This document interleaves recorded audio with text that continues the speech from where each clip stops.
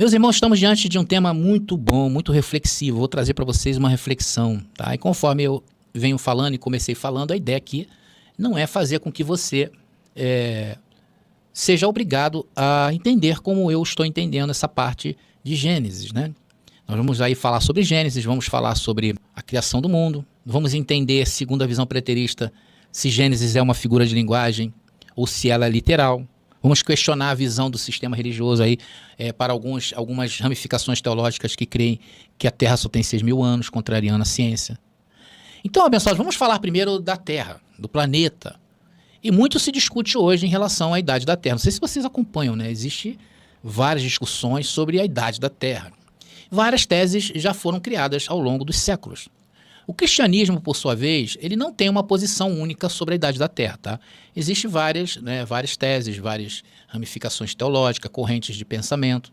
Algumas igrejas acreditam que a Terra tem cerca de 6.000 anos, e esse aí é a maioria. Com base em quê? Em uma interpretação literal do livro de Gênesis, porque até então, eu também vou confessar aos senhores que eu pensava Gênesis de forma literal, que tudo que está em Gênesis aconteceu exatamente como está ali. Existem ainda outras igrejas que acreditam que as duas perspectivas podem ser reconciliadas. Aí tem o criacionismo jovem, como eu falei para vocês. A tese deles é que a Terra tem apenas 6.000 anos. Mas eu não vou entrar nesses detalhes de apresentar para vocês esses pensamentos teológicos, tá bom? O mais importante é apresentar como nós, do preterismo completo, devemos interpretar a idade da Terra, tá bom? É como nós devemos interpretar. Não é obrigado a aceitar.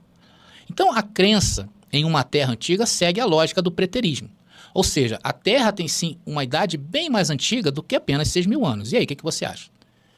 Como creem, né, os estudantes, como eu falei para vocês, do sistema.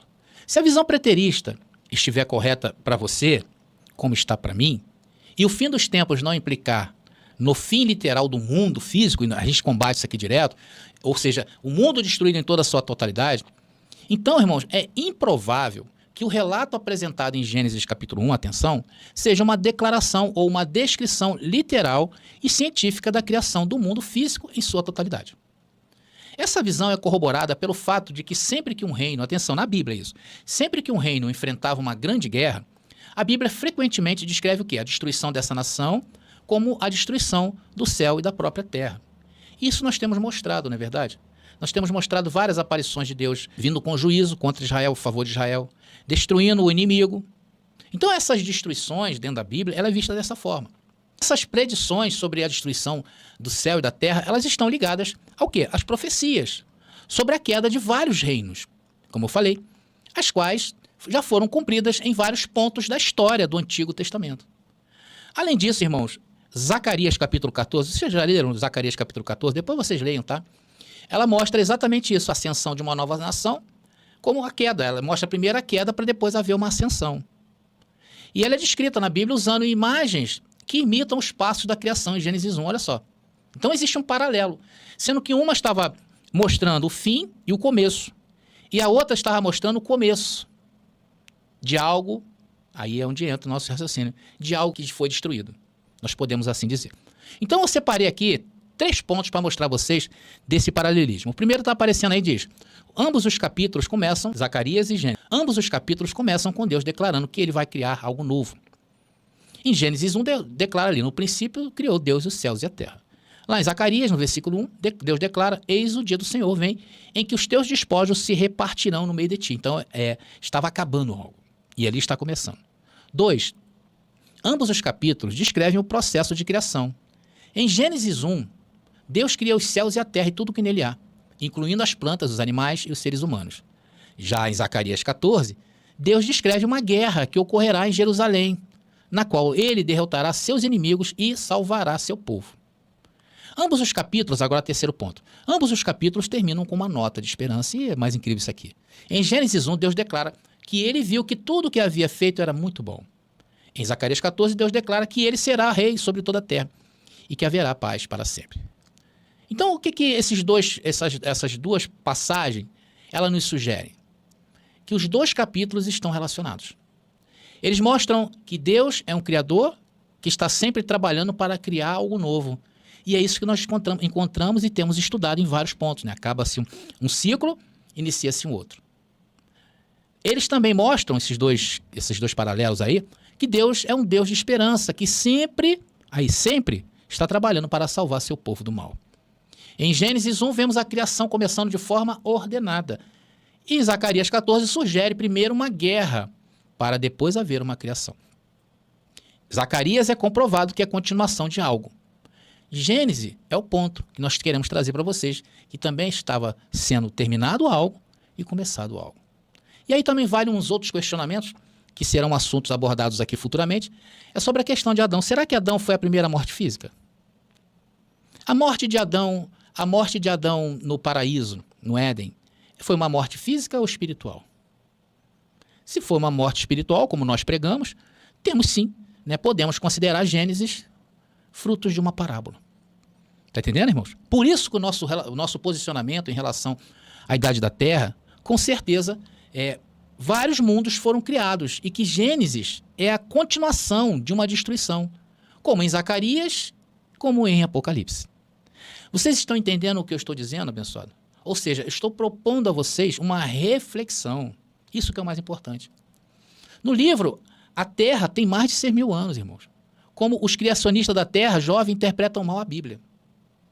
Tem muito mais. Eles interpretam errado. Nós estamos fazendo uma interpretação adequada à ciência. Então, o significado do simbolismo apocalíptico das imagens da criação encontradas em outras partes da Bíblia é aplicado a Gênesis 1 e o significado subjacente é revelado. Ao utilizar a Bíblia para interpretar a Bíblia, que é o que estamos fazendo, Gênesis capítulo 1 é apresentado, acredito, de forma conclusiva como um poema que descreve a conquista de um reino por poderes estrangeiros utilizando imagens da criação do céu e da terra. E essa interpretação, ela harmoniza Gênesis capítulo 1 com o significado implícito das imagens apocalípticas e da criação encontradas no restante da Bíblia de maneira totalmente consistente, como temos apresentado aqui para vocês. Então essa mensagem, ela implica sim que a Terra pode ter muito mais do que 6.000 anos. Irmãos, vamos agora chamar Jesus para a cena que nós estamos apresentando para vocês lá de Gênesis. Vamos analisar a linguagem usada por Jesus. Jesus usou e ensinou por meio de histórias, não é verdade? Histórias simbólicas e não literais, que são conhecidas como parábolas. Jesus ensinou por parábola.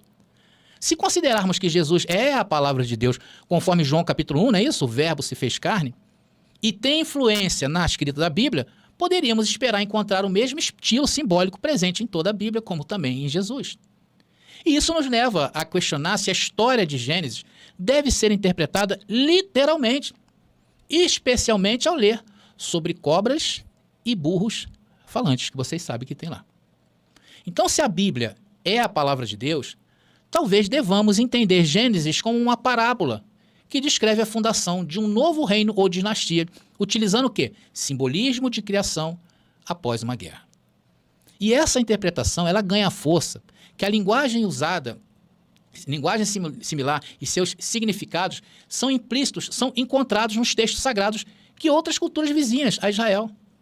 Olha só, como por exemplo a antiga Mesopotâmia. Já leram algum livro da antiga Mesopotâmia? Como do antigo Egito. Elas trazem também essas mesmas figuras de linguagem, porque estavam inseridos naqueles dias. Inclusive, falam-se que a população mais antiga da Terra, o povo original, é o povo egípcio. A ciência aponta isso. E essas culturas, irmãos, elas também tinham uma forma particular de ensino do mundo. Eles tinham a sua visão de mundo. Se você pegar o livro antigo egípcio, você vai ver que eles tinham uma visão de mundo diferente. Ou iguais, né? Ou seja, era a cosmovisão que eles tinham naqueles dias.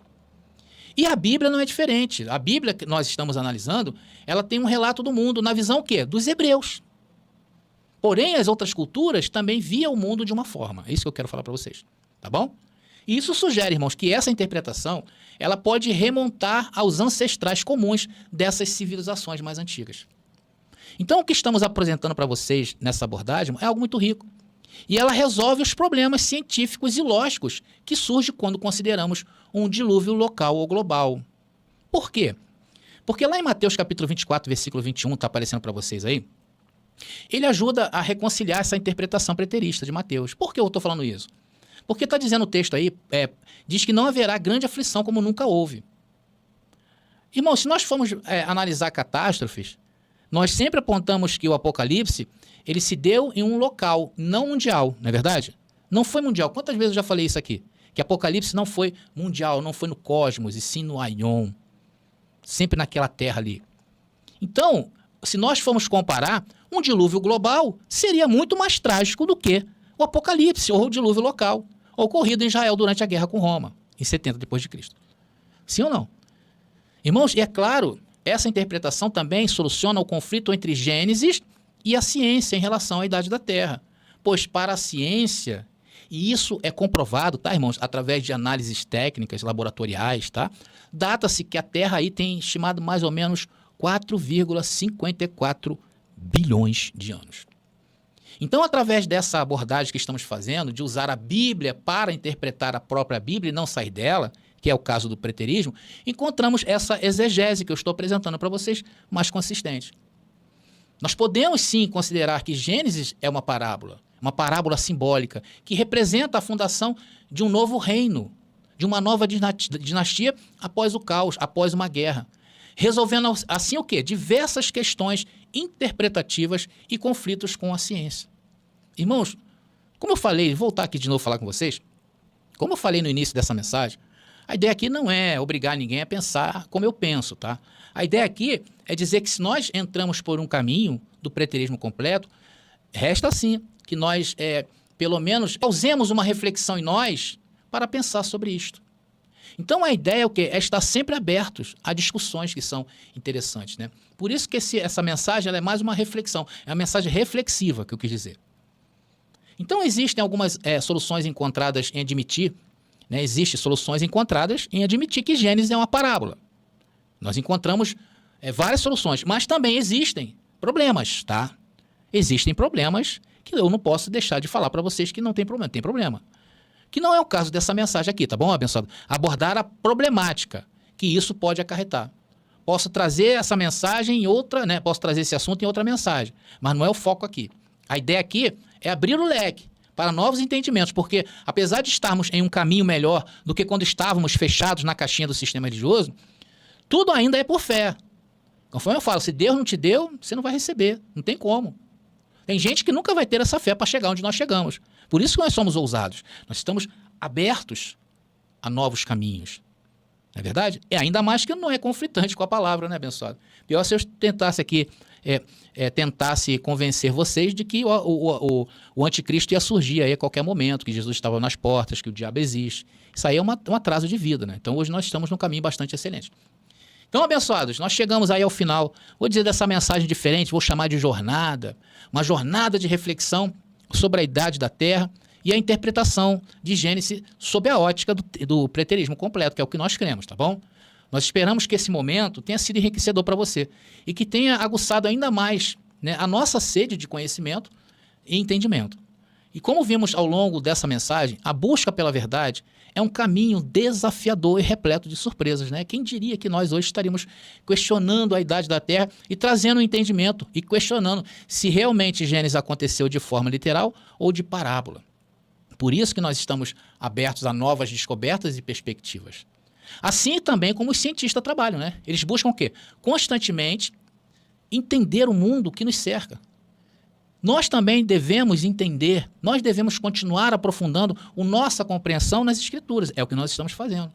Então, a partir dessa compreensão, nós vimos como podemos reinterpretar Gênesis, como reinterpretamos Jesus de Nazaré, como reinterpretamos Apocalipse.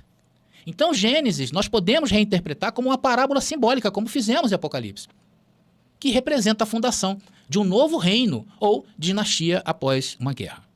E essa abordagem nos mostra que a Bíblia é uma fonte de sabedoria que transcende o tempo e espaço, com ensinamentos valiosos que podem se conectar com diversas culturas e visões do mundo, coisa que as pessoas que abandonaram a Bíblia por acharem que ela está totalmente satisfeita, completa, né, as pessoas fecharam a Bíblia e a Bíblia não tem mais nada para me ensinar. Muito pelo contrário, nós estamos mostrando que tem sim. Portanto, nós convidamos a todos a manterem suas mentes abertas e continuarem aprofundando seus estudos tanto na área da ciência quanto na área bíblica e a não temerem novas perspectivas e descobertas. A verdadeira sabedoria, irmãos, não é um destino final, mas é uma jornada constante de quê? De aprendizado e crescimento. E ao estarmos abertos a novas descobertas, nós construiremos uma visão mais ampla e inclusiva do mundo, onde ciência e fé podem caminhar de mãos dadas. E que possamos sempre buscar harmonia entre esses dois pilares fundamentais do conhecimento humano, enriquecendo a nossa fé com a compreensão do universo que Deus criou. E agradeço novamente a todos, tá bom? Obrigado aí, mais uma vez, presença ativa, principalmente os abençoados do chat, que fazem força para estar aqui no lançamento, mas para você também que está assistindo aí, mesmo depois do lançamento, que é realmente uma mensagem muito rica. Continue, irmãos, sempre questionadores, curiosos, ávidos por conhecimentos, pois é assim que avançamos como sociedade e como seres humanos, e é assim que eu creio que vai ser transformado esse mundo. E vamos seguir buscando a verdade não apenas nas páginas da Bíblia, mas também nas entrelinhas da natureza que nos cerca. Paulo falou, né? Retém aquilo que é bom, então vamos já ir apanhando as coisas que nós entendemos ser bom. E com essa mentalidade estaremos prontos para enfrentar os desafios que a vida nos apresenta, com fé, conhecimento e, principalmente, muito equilíbrio. E que possamos caminhar juntos fortalecendo nossa compreensão do mundo de nossa fé, sempre abertos a novas descobertas. Obrigado, abençoados. E eu quero dizer que somos abençoados com todas as sortes de bênçãos e seremos nas nossas buscas e jornadas nesse mundo. Sigamos em frente, desbravando os mistérios do universo com o coração e mentes bem abertos. Bom, abençoados, eu vou ficando por aqui. Graça e paz e até a nossa próxima mensagem. Descubra a verdade com o lançamento do livro revolucionário Apocalipse, a verdade revelada, de André Pimentel. A primeira obra de interpretação preterista completa na língua portuguesa e que desafia séculos de interpretações, revelando que os mistérios profetizados já se cumpriram no ano de 70 depois de Cristo. Não é apenas um livro, é uma jornada transformadora que redefinirá sua visão sobre a história e a fé. Disponível agora. Para adquirir, contate-nos via WhatsApp no 21 9 79 87 46 68. Não espere mais. Embarque nessa descoberta e permita que a verdade altere sua vida. Descubra 33 Maneiras de Matar o Diabo, uma obra corajosa de André Pimentel, que explora as 33 passagens bíblicas que mencionam o temido diabo. Desvende os mistérios, enfrente dogmas e desafie crenças arraigadas. Cada página é uma revelação, cada passagem um convite à compreensão profunda. Não tema o desconhecido, abrace-o.